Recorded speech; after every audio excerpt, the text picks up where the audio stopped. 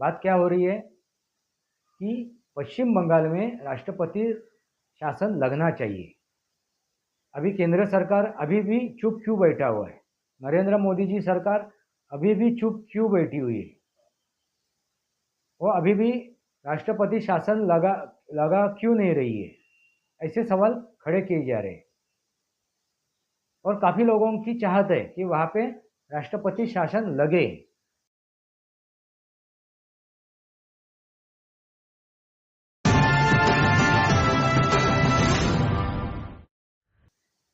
नमस्कार दोस्तों, वास्तवावर बोलू गायत्री इस श्रृंखला में फिर एक बार आपका स्वागत।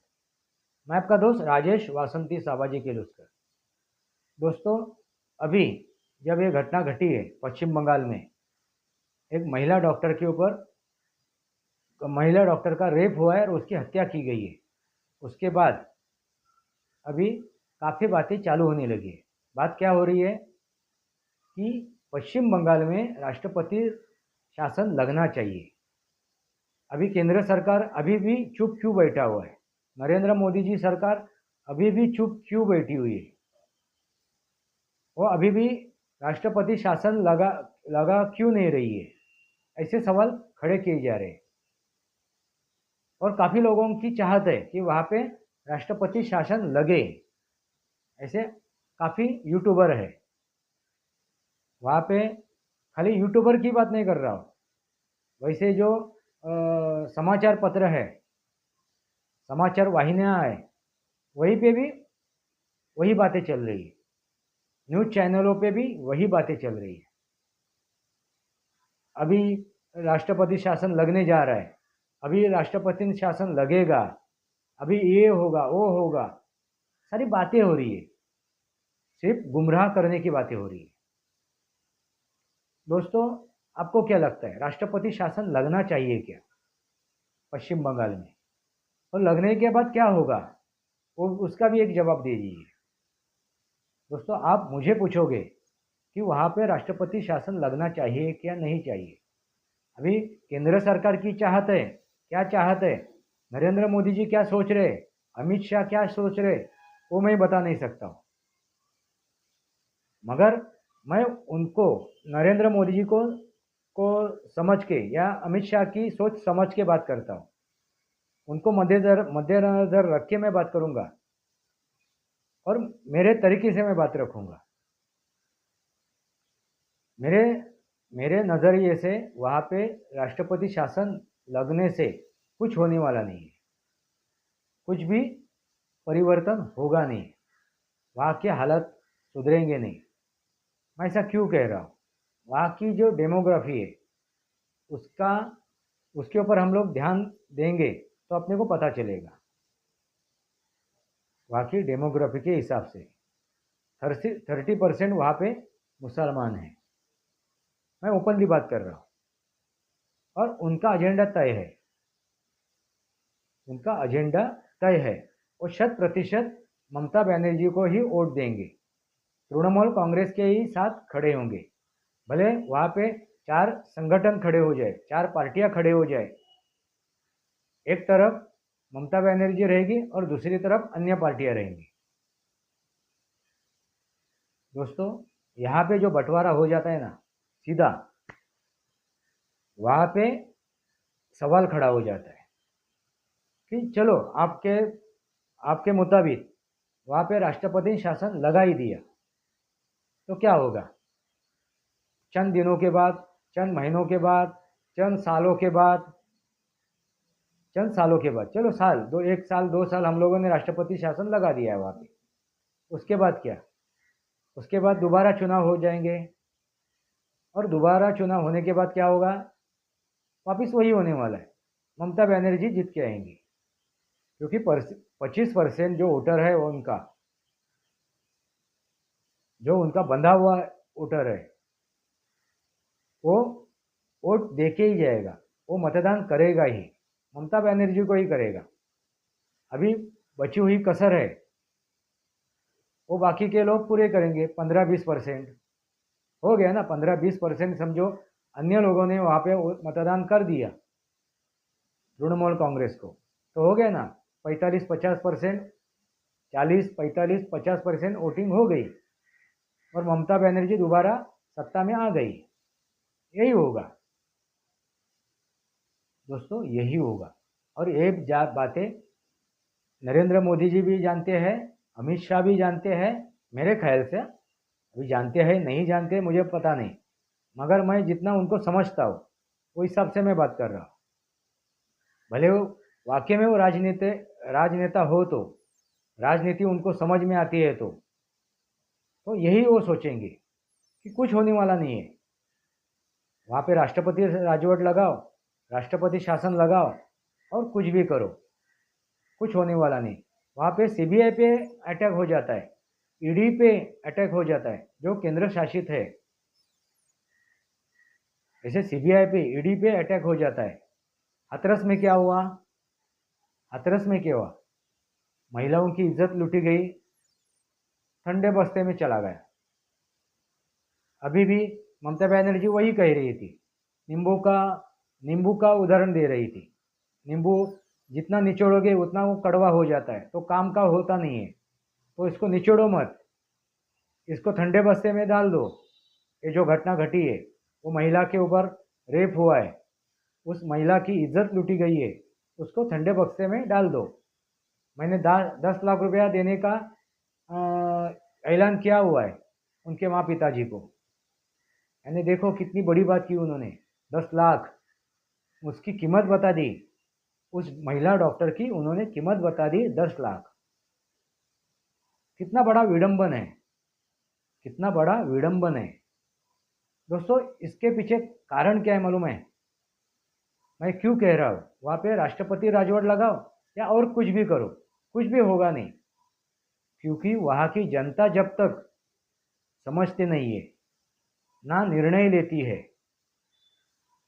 ना वहाँ पे समझती है और ना निर्णय लेती है, बेखौफ होके वहाँ पे निर्णय उनको लेना जरूरी है, तभी वहाँ पे परिवर्तन हो सकता है। डरी सहमी हुई जनता कुछ नहीं कर पाएगी। वो जनता, वो नागरिक ये नहीं समझते कि हम लोग एक दिन के वोटर है, हमारे पास कितनी बड़ी ताकत है। हम इस देश के राजा है, हम इस देश के राजा है, हम वोटर है, भले एक दिन के वोटर है, एक दिन के राजा है, मगर एक दिन के हम लोग राजा है, हमारे पास ताकत है। ऐसे संवेदनशील जो वोटर है उनको इकट्ठा होना जरूरी है, 100% उनको इकट्ठा आना जरूरी है। जैसे वो 25% लामबंद हो जाते हैं, एक साथ आ जाते हैं, कुछ भी हो उनको कुछ और किस चीज़ से कुछ मतलब नहीं उनको है। उनको लाभ मिल रहा है नहीं मिल रहा है उसे कुछ मतलब नहीं है।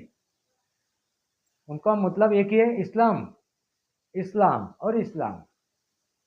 मैं खोल के बात कर रहा हूँ, मैं सब बात खोल के कर रहा हूँ दोस्तों। इसके वजह से अभी यूट्यूब जो चलाने वाले हैं वो मुझे प्रमोट नहीं कर रहे, मेरे वीडियो आगे नहीं बढ़ रहे, मेरे जो सब्सक्राइबर है वहाँ तक नहीं पहुँच रहे,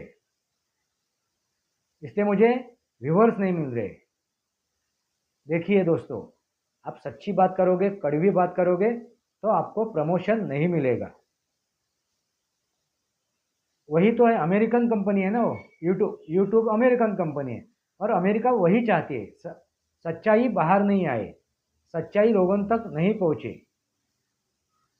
इसलिए जो हजारों में मेरे व्यूवर्स थे वो अभी व्यूवर्स कम हो गए, क्योंकि काफ़ी व्यूवर्स ने मुझे फ़ोन करके पूछ लिया कि सर आप वीडियो बनाते हो, हम तक क्यों नहीं पहुँच रहे।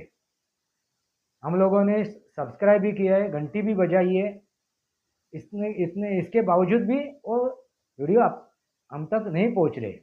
अभी मैं क्या कर सकता हूँ? मैं वीडियो बनाता हूँ और यूट्यूब पे अपलोड कर देता हूँ।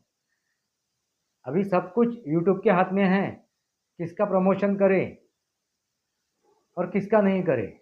वो ध्रुव राठी का प्रमोशन करती है यूट्यूब दोस्तों, क्योंकि वो भारत विरोधी है। यूट्यूब तो वही चाहता है, यूट्यूब का एजेंडा वही है। मैं खोल के बात कर रहा हूँ, यूट्यूब के ऊपर भी मैं उंगली रख रहा हूँ। दोस्तों अभी यूट्यूब की बात नहीं कर रहा हूँ मैं अभी। मैं एजेंडा क्या है, सॉरी, मेरा मैं बात किसके ऊपर कर रहा हूँ? पश्चिम बंगाल के जनता की बात कर रहा हूँ। दोस्तों पश्चिम बंगाल के जनता को अभी तय करना है। वहाँ पे उस वहाँ के जो नागरिक हैं उनको तय करना है कि आने वाले चुनाव में, आने वाले समय में हम लोगों को बिना झिझक, बिना डरे परिवर्तन लाना है। तभी आपके साथ कोई खड़ा हो सकता है, तभी आपके साथ कोई खड़ा हो सकता है, वरना कोई खड़ा नहीं होगा, वरना कोई भी खड़ा नहीं होगा। क्योंकि खड़ा होने से मतलब ही नहीं है ना। भारतीय जनता पार्टी के कार्यकर्ता मारे जा रहे हैं, वो क्यों आपके पीछे खड़े रहेंगे? वो क्यों अपनी जान गंवाएंगे? अपनी जान गंवाएंगे? तो उनको भी विश्वास होना चाहिए कि जनता हमारे साथ है, नागरिक हमारे साथ है, वोटर हमारे साथ है।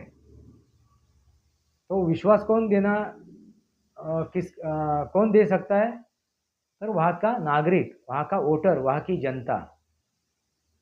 जब तक वहाँ की जनता, वहाँ का वोटर निर्णय नहीं लेता है, तब तक ना केंद्र सरकार कुछ कर सकता है, ना अन्य कोई कुछ कर सकता है। किसी के हाथ में कुछ नहीं। जो भी करेंगे, कल उठ के एक्शन लेते हैं तो कुछ समय के लिए होगा, चंद दिनों के लिए होगा, चंद महीनों के लिए होगा, चंद सालों के लिए होगा। बाद में क्या? बाद में वही होने वाला है। तो मतलब क्या है ना, इतना करने के बावजूद वही होने वाला है। ममता बनर्जी ही जीत के आने वाली है, उनकी सरकार बनने वाली है। तो इतना करने का क्या मतलब है? दोस्तों आप समझ गए होंगे मुझे क्या कहना है, मैं क्या समझाने की कोशिश कर रहा हूँ। अभी मेरा वीडियो पश्चिम बंगाल तक पहुँचता है नहीं पहुँचता है मुझे मालूम नहीं, क्योंकि यूट्यूबर तो पहुँचाएगा नहीं, यूट्यूब तो पहुँचाएगा नहीं। उन्होंने तो दिखाई दिया है। क्योंकि लोकसभा के चुनाव में जब मैं वीडियो बना रहा था तब ऑफर भी आई थी मुझे, आप नरेंद्र मोदी जी के विरोध में बात कीजिए, आप भारतीय जनता पार्टी के विरोध में बात कीजिए। मैंने वो ऑफर ठुकराई। सीधी बात है दोस्तों, सच्चाई मैं आपके सामने रख रहा हूँ। अभी कुछ जरिया ही नहीं है ना मेरे सामने आप तक पहुँचने के लिए, यूट्यूब के अलावा या फेसबुक के अलावा। फेसबुक के ऊपर भी मैं वीडियो भी डालता हूँ और अपनी बातें भी रखता हूँ, कमेंट भी लिखता हूँ। मगर यूट्यूब हो या फेसबुक हो, वो एक ही कंपनी के चट्टे बट्टे हैं। तो क्या कर सकते? एक तो एक होना चाहिए कि अपने देश में कोई ऐसा माध्यम बन जाए कि हम लोग यूट्यूब जैसा माध्यम बनना चाहिए। फिर हम लोग हमारी बातें जन जन तक पहुंचा सकते हैं। तो अभी एक काम तो केंद्र सरकार का है कि ऐसा कुछ माध्यम बनाओ यूट्यूब के तरह का, तब हम लोग अपनी बातें मुखर तरीके से पूरे भारतवासियों तक पहुंचा सकते हैं। वरना अमेरिकन कंपनियां अपने हिसाब से चलेगी। दोस्तों पश्चिम बंगाल में राष्ट्रपति शासन लगाओ या और कुछ करो, वहाँ की स्थितियाँ बदलेगी नहीं, वहाँ की परिस्थितियाँ बदलेगी नहीं जब तक वहाँ की जनता, वहाँ का वोटर निर्णय नहीं लेता है। जो 70% 60% वोटर है उसकी बात कर रहा हूँ, 25% की तो बात छोड़ ही दीजिए, उनका तय है, वो अपना एजेंडा बदलेंगे नहीं। मगर 70% 60% 55% जो वोटर है उनको तय करना है। मैक्सिमम 55% वोटिंग तृणमूल कांग्रेस के विरोध में गिरनी चाहिए और एक ही पार्टी को मिलनी चाहिए। जो ये परिस्थितियां बदल सकती है, फिर वो भारतीय जनता पार्टी हो या अन्य कोई भी हो। जो ये परिस्थितियां जो हो रही है, कांग्रेस के ज़माने में भी वही हो रहा था। भारत स्वतंत्र के बाद, देश स्वतंत्र के बाद सीपीएम में भी वही हो रहा था और तृणमूल कांग्रेस में भी वही हो रहा था। अभी बची हुई पार्टी भारतीय जनता पार्टी है। तो उनको परखना है तो भारतीय जनता पार्टी को आपको वोट देना पड़ेगा। कांग्रेस को तो आपने परखा, सीपीएम को भी आपने परखा, तृणमूल कांग्रेस को भी आपने परखा, अभी बची हुई पार्टी कौन सी है? भारतीय जनता पार्टी। अभी आपको चुनाव करना है, किसको जितवाना है पश्चिम बंगाल में। बांग्लादेश के हिंदुओं की बात समझिए, 7% होने के बावजूद वो इकट्ठा होके रास्ते पे निकले और उन्होंने एक ही की ताकत दिखाई। एक ही की ताकत दिखाई उन्होंने, पूरे वर्ल्ड को दिखाई।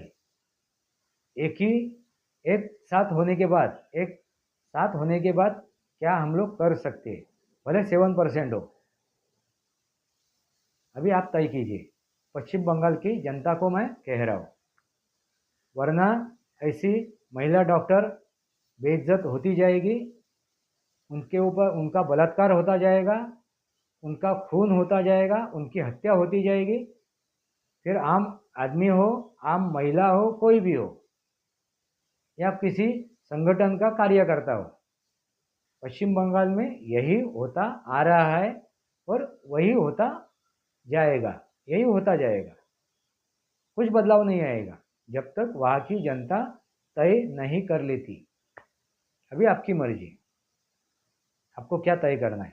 पश्चिम बंगाल की जनता को मैं कह रहा हूँ, राष्ट्रपति शासन लाने से कुछ उसके ऊपर हल निकलेगा नहीं,